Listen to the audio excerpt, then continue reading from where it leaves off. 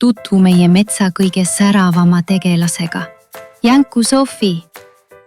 Sofi on rõõmsameelne, särasilmne ja tohutult uudishimulik väikene jänku. Ta hüppab ühest mõttest teise sama kergelt nagu kivilt kivile ja tema peas keerleb alati rohkem küsimusi, kui Hugo jõuab vastuseid anda. Aga miks? On tema lemmikküsimus, mida ta võib esitada vähemalt 100 korda päevas.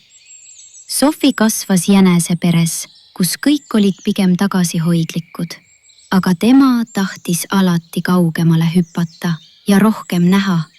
Koos karumõmm Hugoga muutuvad tema seiklused turvaliseks, põnevaks ja täisavastusi. Jänku Sofi tugevused. Julgeb küsida ja katsetada, isegi kui eksib.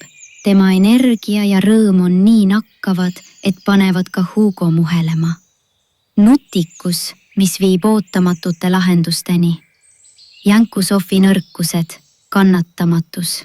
Sofi tahab kõike kohe ja praegu teada. Mõnikord kipub midagi endale tahtma, enne kui mõtleb, kas see on õige. Õnneks aitab Hugo tal alati rahulikult järele mõelda. Millest jänku Sofi unistab? Sofi unistab avastada kogu metsa. Naljakad faktid.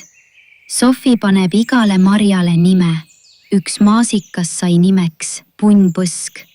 Kui ta naerab, liiguvad ta kõrvad kaasa nagu väikesed antennid. Sofi usub, et ta suudab hüpata sama kõrgele, kui linnud lendavad. Ta pole lihtsalt veel õiget kivi leidnud. Kui peaksin Sofit iseloomustama ühe sõnaga, oleks see kindlasti uudishimu. See väike säde viib ta alati uute seiklusteni ja muudab iga päeva eriliseks. Ja kui tahad Sofiga lähemalt tutvuda, siis otsi meid YouTube'ist Lulo lastelood.